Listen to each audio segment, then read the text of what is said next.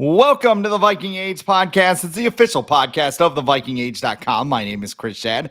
I write for FanSided and Zone Coverage. My co-host is Adam Patrick, one of the lead editors of the NFL division at FanSided, and he runs the Viking Age as well. We do this right here on the Viking Age YouTube channel. We're also in podcast form on Apple and Spotify the very next day. But however you consume us, make sure you like, comment, share, and subscribe so you never miss a new episode and we can spread the word to the masses.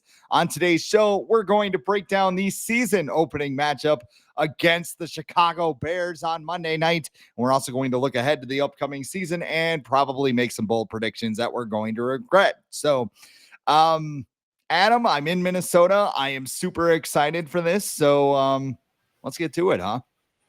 Yeah, you're back to a place that I've never been to, despite covering the team for over 12 years now. So exciting for you, and you're back just in time for the start of the football season. So that's awesome. It's amazing because I was wearing my Vikings hat and my Randy Moss Minnesota Moons shirt. Shout out to Soda Stick. And I went down to the lobby to talk to the concierge and ask her questions about the property. And she's like, oh, yeah, he's a big Viking. You know, people actually acknowledge when you wear Viking stuff here. Wow, it's kind of crazy. Yeah. So, you know, people are invested. So, yes, no slight towards South Dakota, but we're all invested and ready for our hearts to be broken. And it starts on Monday night. The Vikings and the Bears. I didn't look up any of the lines. I could probably do that as we go along here. But here's where I want to start. I want to ask you a simple question. Do the Vikings have a mental edge in this game? Because last year, Kevin O'Connell sat down in front of his team and had the ammo. Nobody believes in you. They're only projecting you for 6.5 wins. What are you going to do about it? And they went out and won 14 games. So going into this game, Monday night, Soldier Field, everything else, do you think Kevin O'Connell can play that card, or what is he going to have to do to get the absolute best out of his team, not just in week one, but the entire season? First off, last time I saw the Vikings were 1.5 point favorites, I believe. I'll look that up right now. But yeah, I do think they have the mental edge, and it has, a lot to do with preparation as well. I believe I saw Kevin O'Connell he has like the X's and O's show with Paul Allen, and I think he told him that they've been preparing for this game since like right before the final preseason game against the Titans. So that's a good 2 or 3 weeks that they've been, preparing for this game. And on the flip side, the Bears, I was listening to a Bears podcast today, and they said that the Bears just installed their scout team Vikings defense, I believe yesterday for their first practice, or today. So the Bears not giving themselves a whole lot of time to prepare. I feel like their focus has probably been, especially Ben Johnson, more on getting Caleb Williams up to speed with the offense, just to get a grasp of it. So I feel like, and the Vikings have the advantage with the defense. A lot of guys being in their third year in the system, just kind of knowing the defense without even, having to hear a play call. They can just look at each other and know what the other one's pretty much thinking. And then on the offensive side of the ball, you have a lot of guys who've been in the system as well, including J.J. McCarthy, who has been learning this offense for more than a year and a half now. And of course, you have Justin Jefferson, T.J. Hawkinson. Aaron Jones has been there for over a year now, most of the offensive line. So I think they have a big mental advantage, because I feel like, and I didn't even mention the Bears defense. They have to learn a new scheme as well with Dennis Allen taking over that defense. It's not going to be the same as Eberflus. So they have to learn that. Even special teams, they've got a new coordinator. So they are pretty much learning new stuff, and I'm not expecting the Bears to just come out firing on Monday. I feel like there's going to be some hiccups for them. I feel like in the middle of the season, I could see them going on maybe a little bit of a run, maybe, sneaking in the playoffs. But as far as Monday goes, I don't know how you can't look at the Vikings and believe that they are not incredibly prepared and ready to face a Bears team that's got a first-time head coach, a second-year quarterback, and a new offense, a bunch of new players. Just I feel like there's going to be a lot of things that go wrong in terms of like details for the Bears on Monday that aren't going to be fixed right away. So I just feel like the Vikings, it could still be close. It's NFC North game in Soldier Field, so the crowd's going to be wild. But I expect the Vikings to have the mental edge and eventually come out with a win. I was writing an article for, I believe it was Sporting Soda, which actually is our Reborn new site at the RBN. It's been rejuvenated. It was last active in 2019, but we're getting it up to speed.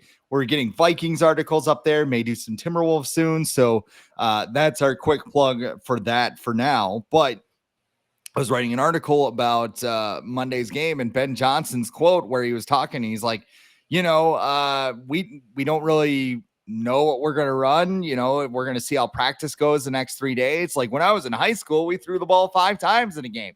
I don't think it'll be that extreme. And I kind of think too, like maybe that's overblown a little bit because Kevin O'Connell kind of does the same thing. He sits there, he watches practice. They have the red pen day where the quarterback says, I'm not really comfortable with this play, or the coaching staff takes that in. Like that might be what's going on here.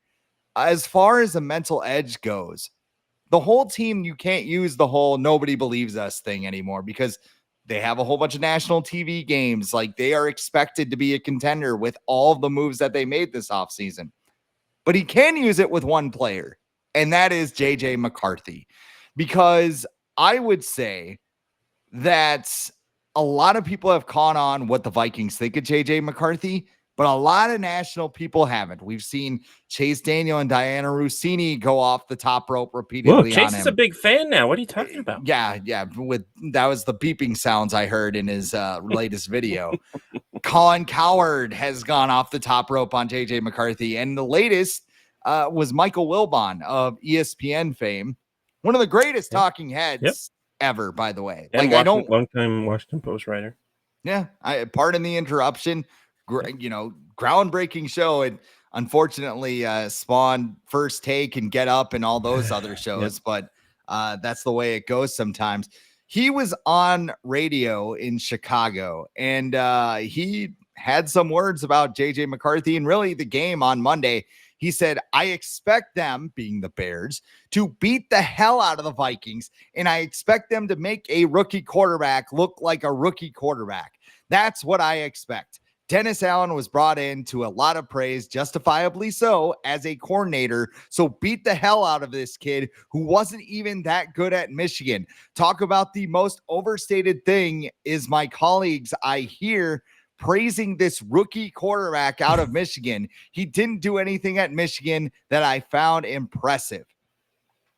You got anything to say about those comments? Because to me, they're incredibly stupid. Will Bond's a Bears fan. I totally get it. Yeah. So he does want them to beat the hell out of McCarthy, but I don't every time people are like, he's a rookie quarterback. He's a rookie. Michael Penix started 3 games last year, and we don't hear any of that shit. And probably because he was able to practice, he wasn't out due to injury or whatever. It blows my mind how many people he's a rookie. There's no way you could have him start. What the fuck? What are the Titans doing starting Cam Ward? He's never started a game before. I mean, oh my God, what is he gonna do? I don't know. Yeah. I wonder how many of those rookies last year. I wonder if Caleb Williams would have loved to sit for an entire year. I'm sure that would never happen. But Caleb Williams, Bo Nix, Drake May especially. I wonder if he would have loved to just sit for a whole year, soak it all in, and learn as much as he can, and then come out the following year and just the offense. Things are going to be moving fast for JJ McCarthy when he gets on the field. Yes. But the things of knowing the plays, he's not going to have to think as much as a rookie quarterback would, especially one who's going from a college offense to a pro offense. He was already running a pro offense at Michigan, and then he comes to Kevin O'Connell's system, which is pretty complex. Even Kirk Cousins said he didn't really wasn't able to really grasp it until like midway through his first season with Kevin O'Connell. So JJ McCarthy having this year under his belt, year plus of just learning the offense, getting to sit in meetings, getting to learn from going up and asking defensive players how they would, defend a certain play on offense, a quarterback or running back. Like, he has been able to learn so much. And like he said it yesterday, I believe, where somebody asked him how prepared he feels like going into this game. He said the most prepared he's ever felt in his life, like more prepared than he ever was at Michigan for a game. And he's going to say that because he's like a Kevin O'Connell disciple, where he's going to tell you everything you want to hear. But when he says that, I believe him, because we saw his progression last year, started training camp as a rookie. As an actual rookie. Yeah, and then get better. He had a rough going the first start, and then he got better as he learned more about the offense and corrected his mistakes. And after the first preseason game, there were rumblings of him getting first team reps after that. Of course, he got injured. But then this year, kind of similar thing where he had some rough days at training camp, but then he would come back and look much better, fix things that didn't work. Against the Patriots, that first joint practice, he was okay. He had some decent throws and some not great throws, but then he came back the next day. He clearly spent like the night before preparing to go against that Patriots defense, and he lit him up, and they had no answer for him. So to give this kid, so much time to prepare for one opponent, I feel like it's full advantage for the Vikings. And then just the comments on him being a rookie, like Wilbon stuff, like the Wilbon stuff, he's used to be on ESPN saying whatever to just get people going. But like, that just screamed to me like, you haven't been paying attention at all. Like, you've probably been enjoying the luxuries of getting being a highly paid ESPN personality for all those years, and good for him. He earned it. He worked his butt off. But to me, it just screams like, I'm sitting in my beach house, looking at Bears news and just glancing. Maybe I'll see a McCarthy headline there. He probably saw a Cowherd clip and was like, oh yeah, he's a rookie. But yeah, just like whenever you say that, to me, it just destroys your credibility. And it's really impossible to do that for Michael Wilbon, but him saying something like he's a rookie and he's going to look like a rookie out there, like, I don't think so. I don't think so at all. And I think a lot of people are coming around to that, including Chase Daniel. And even Diana Rossini. She seemed a little optimistic after seeing JJ McCarthy actually in person in those joint practices. So we'll see what this rookie can do on Monday. And like I've said about Rossini, she got on the plane. She's like, what am I missing here? Let's go out there and talk to everybody. And not like she had a great conversation with Kevin O'Connell. Great as in super awkward, but she had the conversation. She did. That's something that some people don't do. A friend, he talks to me a little bit and he's just like, why are you so in on JD? Is it because he's not Kirk? And Kirk Cousins, of course. Yes, partially. I mean, that's part of it. But I mean, also too, I think it's because of stuff like this, like all of the things that have been said about him. And, he can fend for himself. I mean, he's an NFL quarterback. He has been crafting his life, or whatever the word was he used, to become an NFL quarterback since he was in 5th grade. But like, Monra St. Brown on his enlightening podcast was talking about Caleb Williams, and he was saying that, oh, they're on his dick 24/7. Well, they're on his dick, but they're not in the way you think. Like, they're actually just kind of, oh God, he's so awesome, number 1 pick. This guy's the next Patrick Mahomes, whatever. And JJ McCarthy is crap. Why? Because Jim Harbaugh was like, hey, they can't stop us running the ball at Michigan. Let's run it 50 times or whatever it is, instead of having to throw the ball, because we don't need to. We're that good. So I don't know. I could be wrong. I don't think I ever heard anybody when Patrick Mahomes was started be like, how can the Chiefs turn it over to a rookie? Maybe they said, hey, Alex Smith is a successful quarterback. Why are you letting him go for this unproven option? Nobody was doing the rookie thing. And I know Kevin O'Connell has probably clipped all these up. He's going to sit down during that red pen meeting or even just the night before with McCarthy, show him all these clips and be like, nobody believes in you. What are you going to do about it? And if he goes out there and he throws for 200 yards, 2 touchdowns with the interception on Monday night and the Vikings win, I will be happy with it. Yeah. If he goes out and throws for 300 yards and 5 touchdowns, I will be ecstatic. Like that's the way it works. As long as the Vikings win, I that's what I want. I want JJ McCarthy to lead the Vikings to victory, and I want to see him get better as the year goes along. So I think, yes, the Vikings will have a mental edge, and I think that JJ McCarthy will be going out there with the biggest chip on his shoulder after everything that's been said over the summer. Yeah, he's one person we saw at Michigan, how, Ohio State kind of spurned him in his college career by giving him a scholarship and then taking it away to give to who's the kid that went to Syracuse? I can't even remember. But they took it away. Yeah. They gave it to him. And then so McCarthy went to Michigan, and he, like, his whole mission at Michigan was to annihilate Ohio State. And I feel like he's someone who, instead of like you mentioned, Kevin O'Connell's going to tell him this stuff and like, what are you going to do? He's someone who will take that to heart and try and make people pay where, someone like Kirk Cousins would be like, I don't know, like, they don't believe in me. They might be right. So like with McCarthy, it feels like, and he's someone too, he showed at Michigan, like, he wants your team to win. Like, he'll put aside his ego or whatever he wants. Yeah, of course he wants to have good numbers, but like, he's shown that his main goal with every team he's been on, high school included, that he wants the team to win. He's not looking to go out there and put up, Joe Burrow numbers and then lose the game. Like, he would rather probably throw 2 picks and throw for 150 and the Vikings win.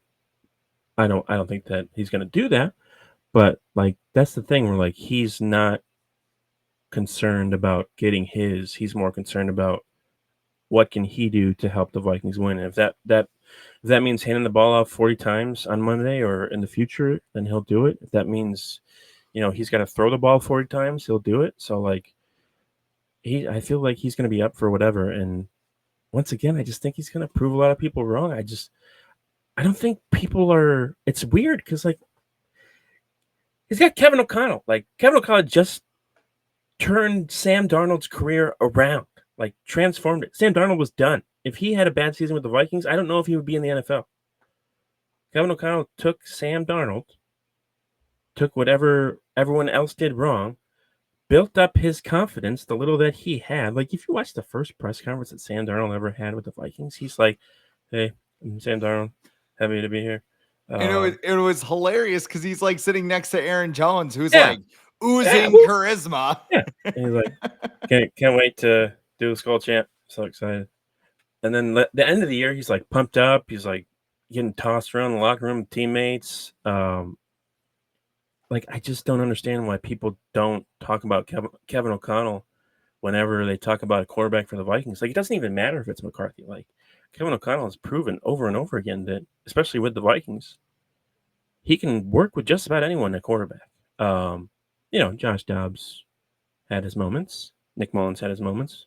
But there's a reason why Sam Howell isn't there anymore. It's because he didn't think he had what it took to just run his offense if he needed to.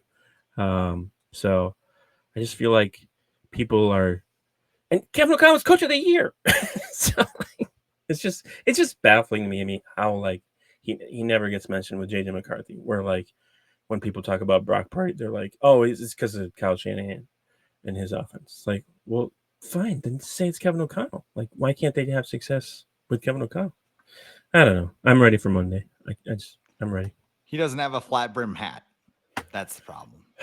No, he curves his hat. So. Yeah. He's got the hoodie. He's got like the modern hoodie where he hasn't cut the sleeves off yet, so you don't have to worry about that. Yeah, cutting your sleeves off didn't go so well on Monday night for another coach, but that's neither here nor there. When you have your girlfriend who's 60 years younger than you going down on the sideline being like, that's a shit concession show, man. money. I need $20. You got 20? Hey, they invited me to sorority party. Do you care if I go?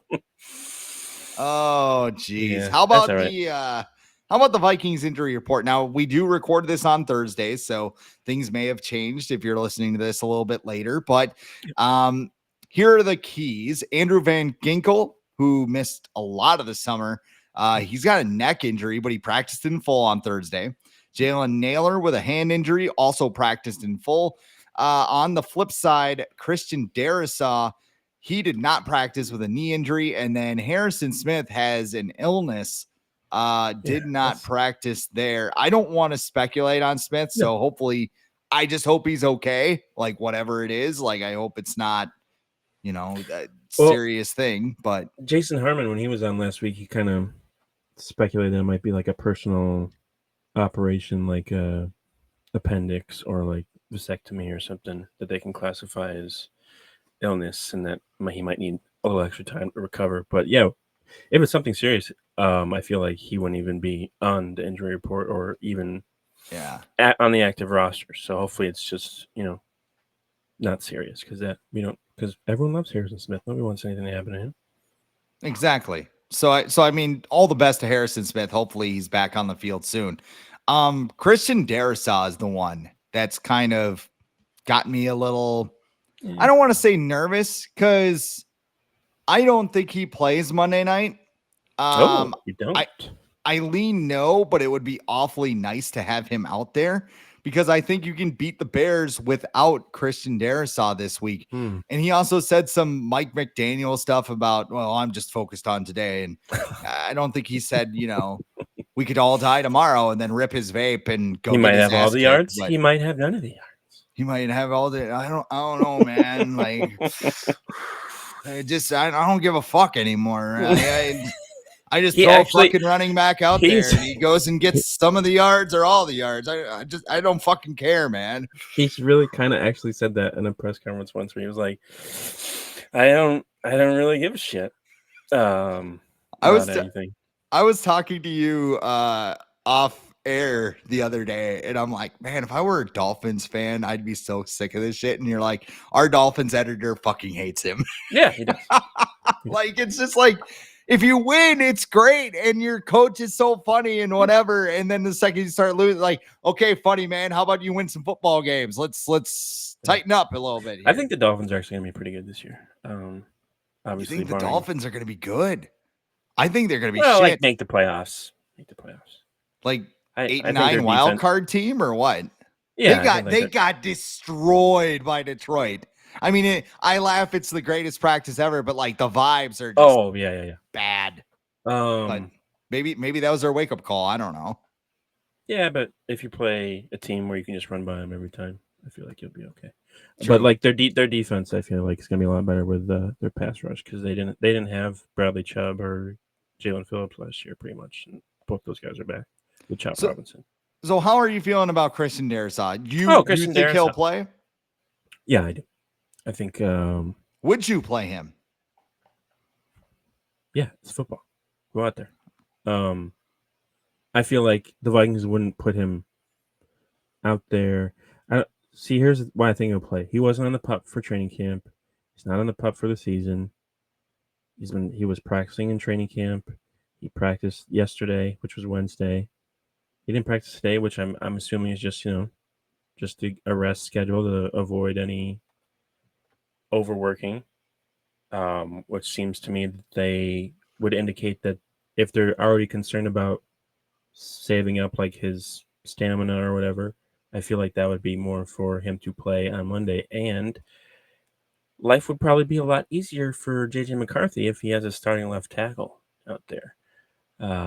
So I feel like Kevin O'Connell's priority is more of helping JJ McCarthy than it is, maybe injury risk for Christian Darrisaw. But again, I don't know if they view it as a risk because he wasn't on the pup for training camp and he's not on the pup now. So I feel like at this point, Darrisaw and O'Connell and everyone, it's week one. So they're not going to give away whether Darrisaw is playing or not. It's time to play the game. I believe he's going to play. I would be shocked if he's not, just because Because I feel like if he wasn't going to play, then we wouldn't have really seen him practice that much in training camp. But he was taking part in team drills and stuff. He's been practicing the last few weeks behind closed doors. So I think he's going to play, and we'll just go from there. I feel like the Vikings just want him to get out there and just see how it goes. Because it's hard to tell in the preseason because you don't want to risk him for that. But with the regular season, I feel like it's more worth it. I feel like. You say time to play the game, and like it just Motorhead riffed in my head brain. Just, dun, dun, dun. Hold on, let me get some water. I'll spit it out. Yeah, I just got this apartment. I don't want to do that right now. Just, that'd be pretty bad. Yeah. I will say this. Here's the thing: the Vikings don't have a lot of room to fuck around in the first 5 games. Like, no. They need to come out of the first 5 games with a winning record because they're all winnable games. I mean, I was gonna say it's probably the easiest stretch.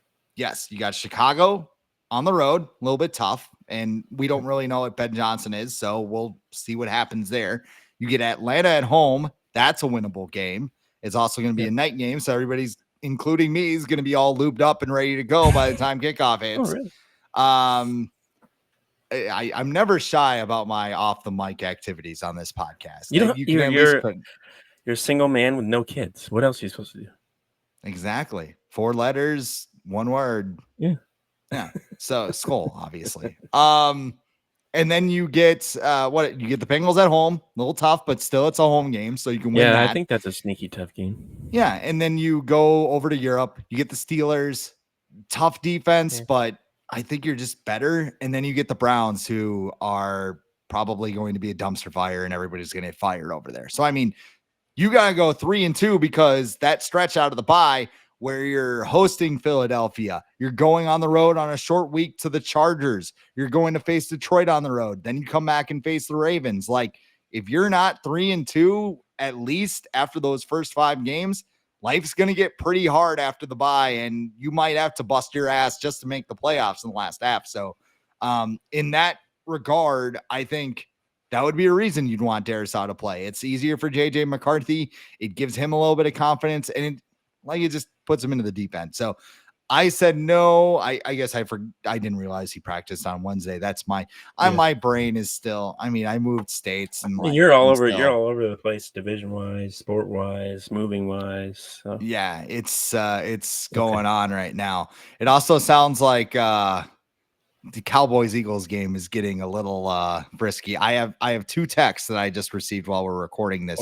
One says, "Get fucked, Eagles," and the other says, "What the hell was Carter thinking of spitting on Prescott, dumbass?" You can guess which one was from my mom.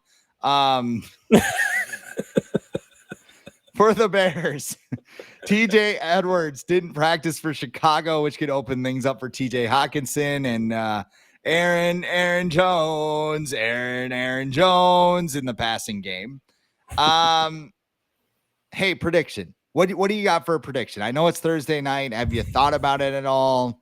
What you got? Yeah, let's just say fuck it. The Vikings will win by 2 touchdowns on Monday. I like it. I like the energy. I think like we mentioned, the Vikings are just very, very prepared for this game. I don't think the Bears are even close to being ready for this game. I've been trying to listen to Bears podcast more recently, and they sound encouraged, I would say, by Ben Johnson and the vibes that he has brought to this team. But I wouldn't say that they're confident in this team being like a playoff contender this year. They could go on, be a surprise team to sneak in, but I feel like this is a 7-10, 8-9 type of year where maybe they catch some fire at the end of the year and the offense is humming. But I just feel like first game, like we haven't even talked about this is Ben Johnson's first game as a head coach under the lights, Monday Night Football. Like he's gonna be nervous too. Just the theme playing in his head on the sideline, and he hasn't. I don't know how you practice, clock management. I'm sure there's things you can do, when to challenge a replay, declining or accepting a penalty, when to go for a field goal, when not to. Like, I'm sure there's these things, there's a way to practice them, but like until you get in the game, you just don't know. Like, what? Remember Nathaniel Hackett?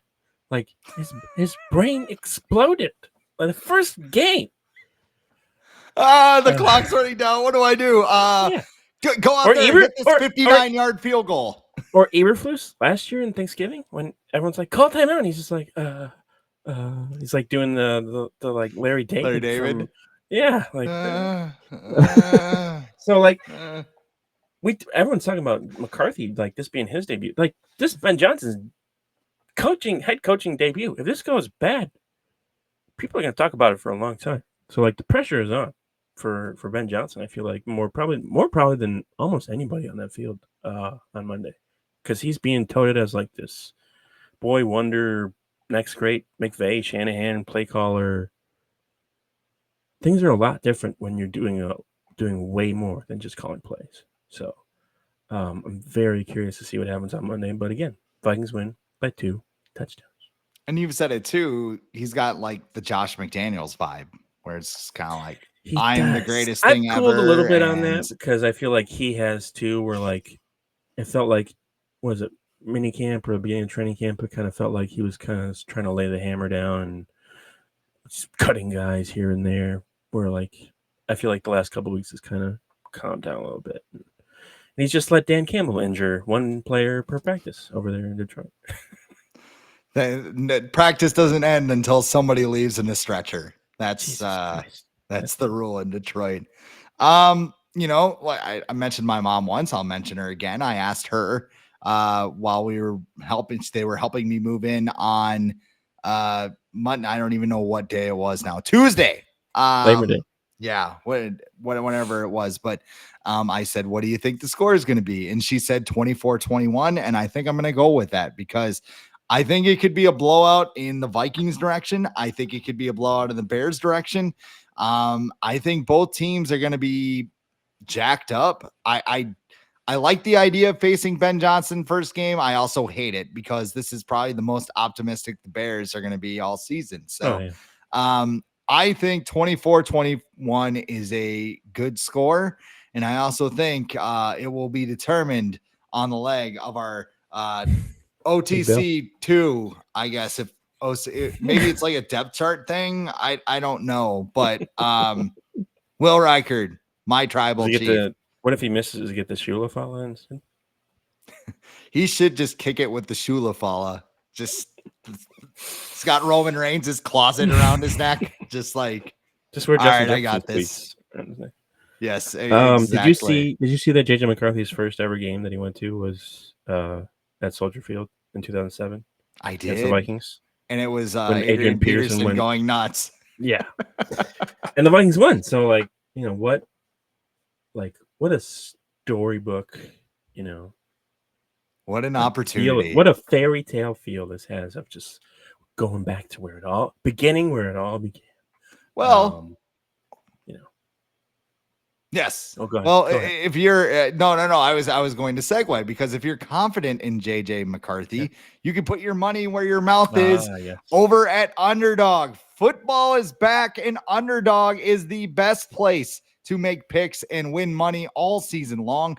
Playing Underdog is easy. Just pick whether your favorite players will go higher or lower on stats like touchdowns, receiving yards, interceptions, and more. Get your picks right, and you could win up to 5,000 times your cash. You can play with just as little as $1. Adam and I have been playing Underdog for years, and I've been active this week with college football, and now we have the NFL in the mix, and sometimes Underdog just gives you a gimme pick out there. So tonight, I need 1 yard from Saquon Barkley, which, I thought I said that wrong. I don't know why.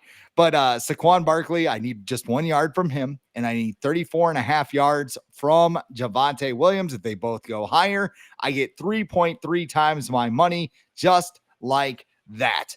Download the app today. Sign up with the promo code The Age, which is all one word, to score $50 in bonus funds when you play your first $5. That's promo code The Age. Millions of fans have already won billions making picks on Underdogs. Will you be next? Underdog. Make picks win money. You must be 18 plus, 19 plus in Alabama and Nebraska, 19 plus in Colorado for some games, 21 plus in Arizona, Massachusetts, and Virginia, and present in a state where Underdog Fantasy operates. Terms apply. See assets.underdogfantasy.com/web/play and get terms _DFS_.html for details.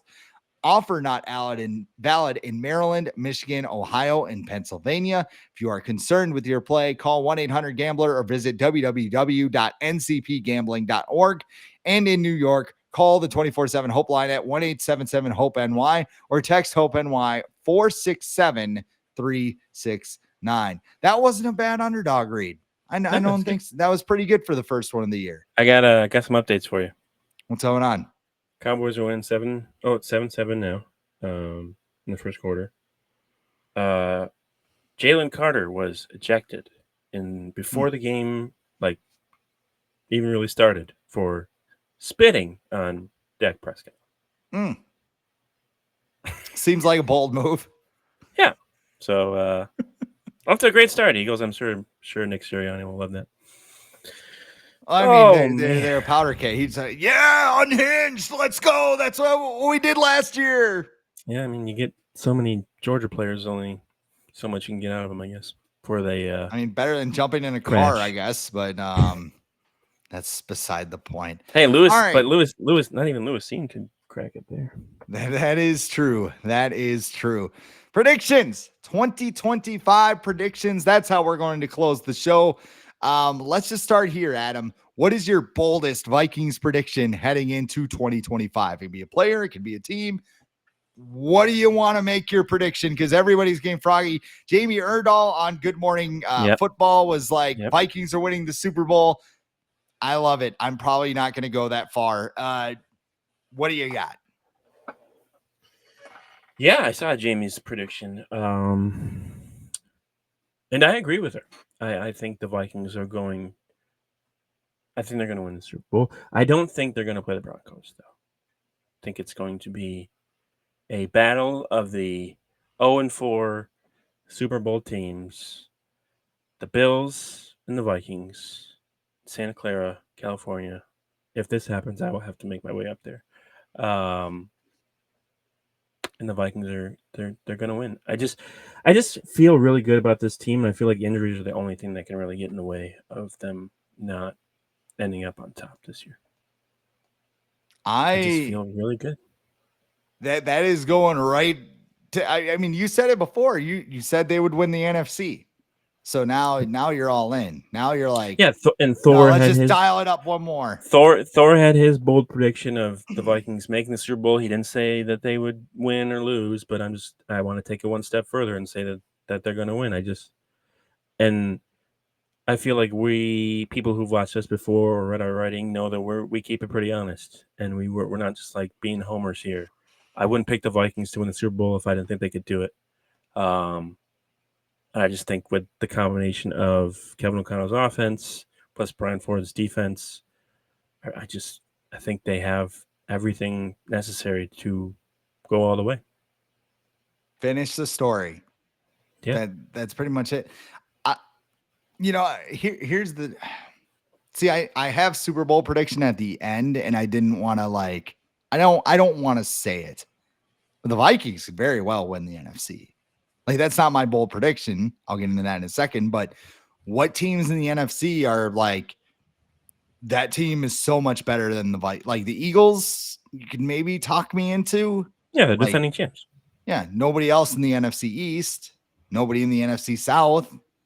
Commanders. The West. Who's winning the West? Like the Niners? The Niners, probably. And I mean, I don't. I guess there's teams, but I would feel like if you looked at the rosters of the Lions, every team, just the losing 19 coaches, I feel like should have a giant impact on that team. But you look at the rosters and the coaching staffs of the Vikings and anyone else in the NFC, they can go toe to toe with anybody. Yeah, like they said, their plan when they were building this roster was to make a team that could win any type of game. So if they're able to do that, I think they can get to the Super Bowl. I don't know. I'm too much of a coward to like. You are in Minnesota. I am in Minnesota now. Like I feel the vibes. Just don't say it. Don't say it. I'm trying to be Minnesota nice. You gotta shake it. You gotta go bold. But I'm not gonna force you to pick the Vikings in the Super Bowl because you have your own predictions. So Exactly. My prediction is that TJ Hawkinson will catch 100 passes this season. He was on pace for it in 2023 before Kirby Joseph went at his knee. Last year, he never was really healthy, I don't think. I think that's a serious injury to come back from, which is also why I'm a little bit nervous about Darrisaw coming back right away. But he's already got a rapport with JJ McCarthy. He's worked out with him this offseason. He loves him. He said he's like Matthew Stafford. What's that? He wants him to move to Nashville. Wants him to move to Nashville. We should get an apartment together when this is all over. Okay, you need to sit this one out, champ.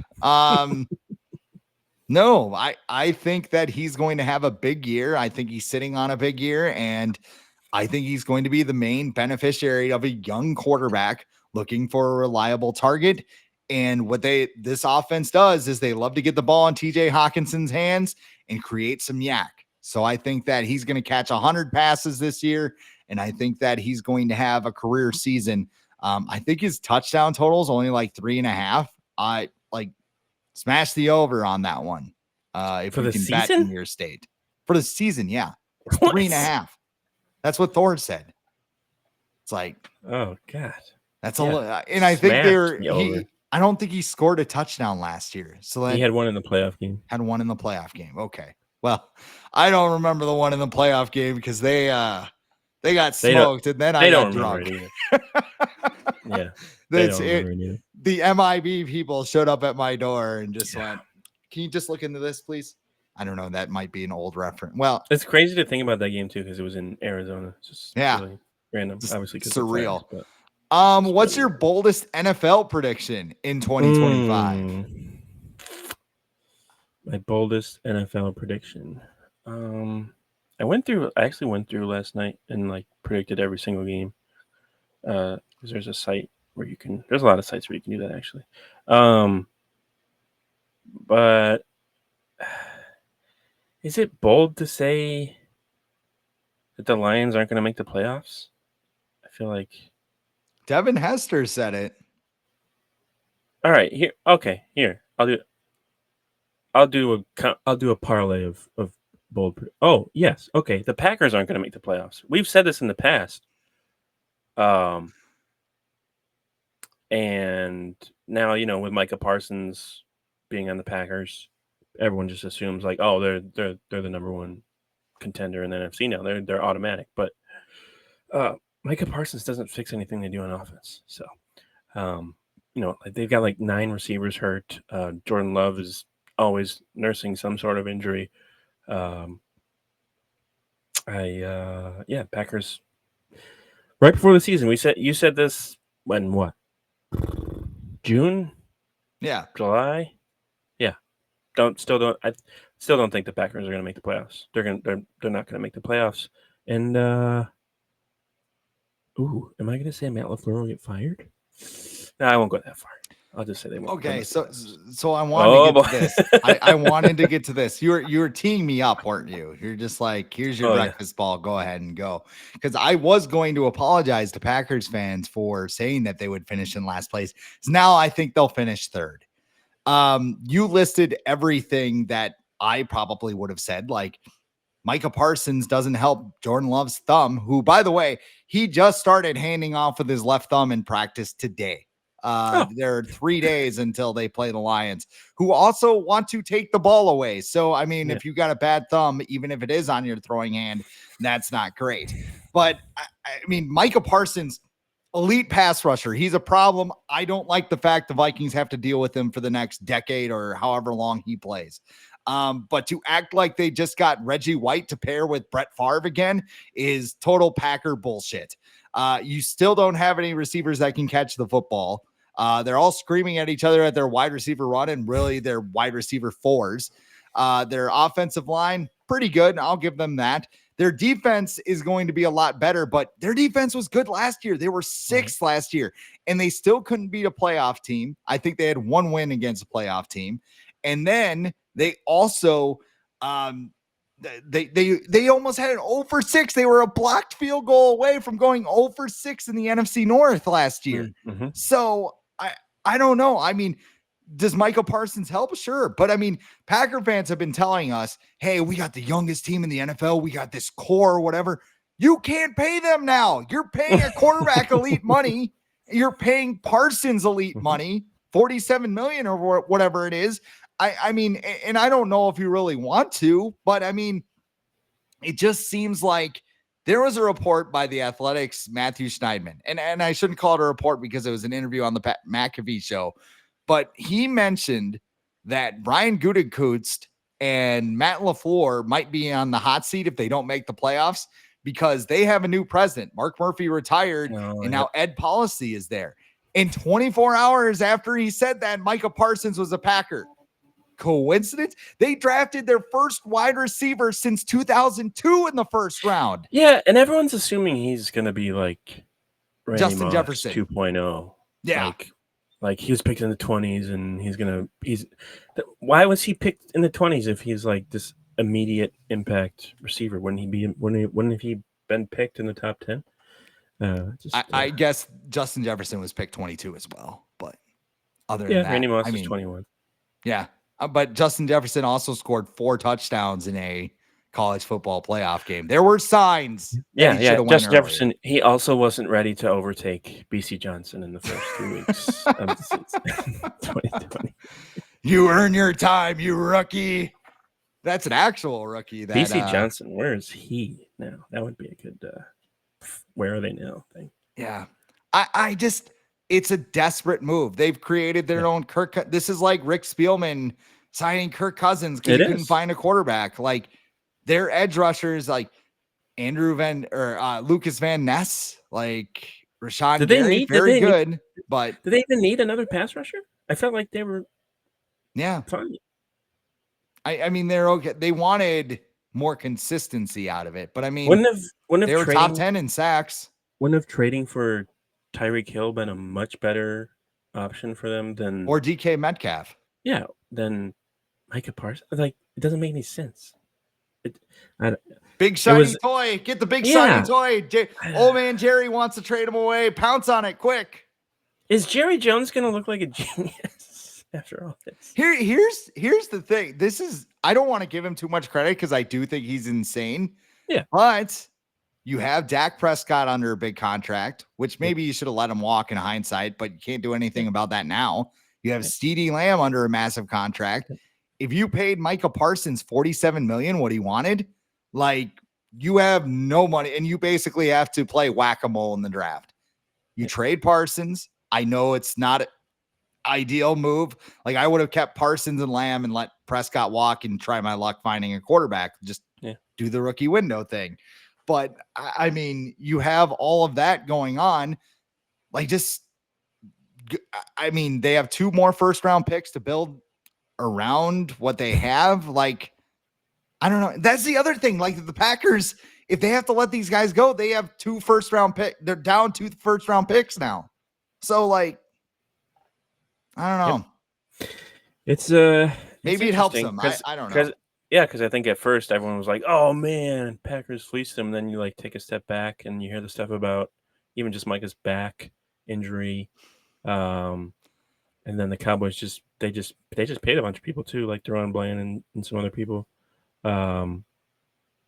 So I don't know. I'm curious to see how, because I feel like I don't know if you've watched any of the Cowboys documentary yet on Netflix, but it was like I think the second episode they talked about the Herschel Walker trade. And I think at the time people thought the Cowboys were out of their mind for trading Herschel Walker for 5 nobodies. And then they went and won 3 Super Bowls. So I think they made a good choice. I think I'm about 3/4 of the way through the first episode, but I like it. Like I want to watch more of it. It's good, well put together, but it is definitely Jerry Jones like propaganda. if you want the real story about the Cowboys, go read "Boys Will Be Boys" by Jeff Oh, Pearlman. yeah, It is an incredible book. But That's my I was suggestion. more interested in like I didn't know like Steve Berline was playing over Troy Aikman in the playoffs and stuff like that, like early in Troy Aikman's career, because they were just winning with Berline. They kept Aikman on the bench. Like I didn't know a lot of the early stuff with Michael Irvin and stuff like that. So like, because I was 3 or 4 years old, so it was just fun to like learn about that stuff. But maybe one day the Vikings will have their own 9-part documentary. But When JJ McCarthy wins 3 Super Bowls. that'd be Kevin, 70-year-old Kevin O'Connell just sitting there, just like, yeah, I don't know. My boldest NFL prediction for 2025, and I brought this up in our RBN brainstorm, and they thought I was insane for suggesting this. And then I saw somebody on X suggested as well that it would happen by Thanksgiving. So I'm like, you know what? I'm going to put it out in the universe and maybe it gets clipped. But I think Tyson Bagent will be the Bears starting quarterback by the end of the season. They just signed him to an extension. 2 years, $10 million. It's kind of weird. And he just seems like he's the guy that Ben Johnson wants. The on schedule guy, big arm. Like if this Caleb Williams, like a lot of people are just like, because what I was told, and no offense to anybody that I work with, but I mean, they said, well, if Caleb goes down, Ben Johnson's going to go down. He didn't draft he didn't draft Caleb Williams. So Ben Johnson, if that thing starts going downhill, he's going to be like putting the guy I want in. So I think that happens. I think Caleb Williams struggles in this offense. I think the Bears try to trade him for pennies on the dollar next offseason. And I think Tyson Bagent will be the Bears starting quarterback by the end of this year. That's great. I love that. Yeah, because like Ben Johnson, he's kind of in the Kevin O'Connell, Sean McVay, Shanahan thing where like he doesn't really care if you're like this super athletic player. He's an asshole who can like. Well, he just needs someone to run his offense. Well, yeah, but he needs someone to run his offense well. He doesn't care if you can like spin around and throw the ball 60 yards on one foot. He wants you to be accurate, make the right reads, not turn the ball over. And yeah, if Caleb Williams is struggling, I wouldn't put it past. And what does Ben Johnson have to lose? This is his first season. He can do whatever the fuck he wants. Like the Bears just signed him to like they're paying him like $13 million a year. They're not gonna fire him unless they go like 116 or whatever.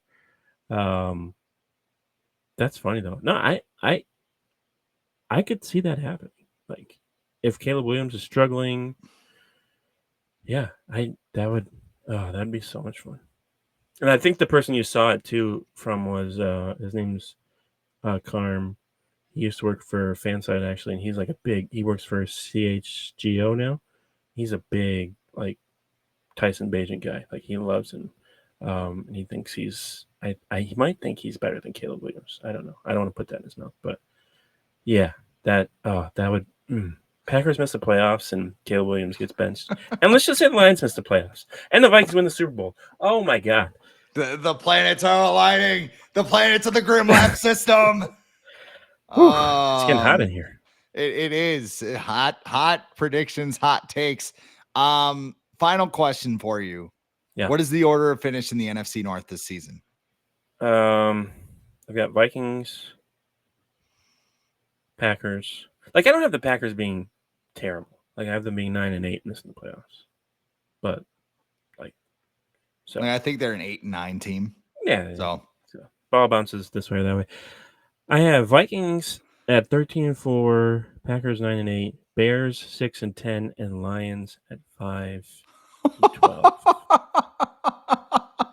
Listen, man, they got a tough schedule, brand new coaches. They beat the shit out of each other in practice. Like it's gonna catch up to them. So.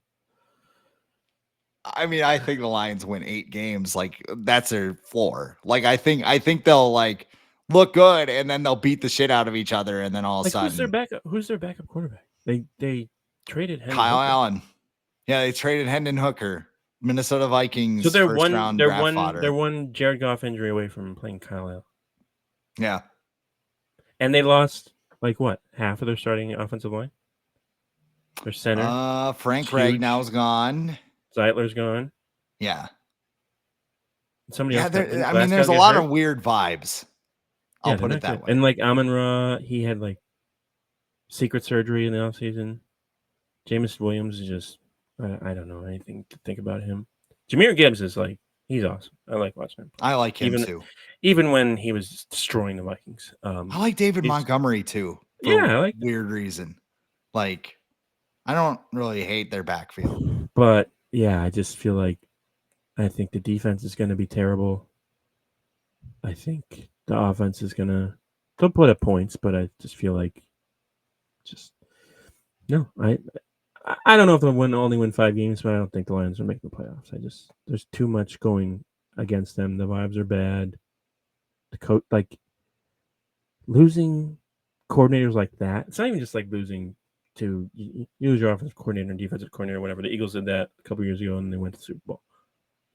But Ben Johnson and Aaron Glenn, like beyond like what they did on the field, like those guys in the locker room and the meeting rooms, like what they did for all those players, I feel like that's going to have a huge impact on them not being there. So NFC North, Vikings, only team going to the playoffs from the NFC North this year. I have the Vikings finishing first. I think they'll be, I said 12 wins when we went over the schedule, so we'll just keep them at 12 wins right now. I think the Lions are right behind them. I think they win 10 games. Packers 8-9 and the Bears 6-11. There you go. There's everything. Now we already heard your Super Bowl prediction. Yep. All right. I think it'll be the Vikings. And I think it will be. I don't think it'll be the Chiefs. I think Vikings Bills. I think it'll be Armageddon. I've seen a lot of Vikings. I saw Vikings Ravens today from Trevor Sikkema. Yeah. I think I could see that. It's like Greg Bishop too, I think, from Sports Illustrated had that. Mm-hmm. I could see that. Yeah. Yeah. That would be but I would have no faith in the Vikings winning that game. They played the Ravens. No. Well, who knows? Maybe we beat them at US Bank Stadium, but yeah. But we'll have a preview, but Lamar Jackson he's insane.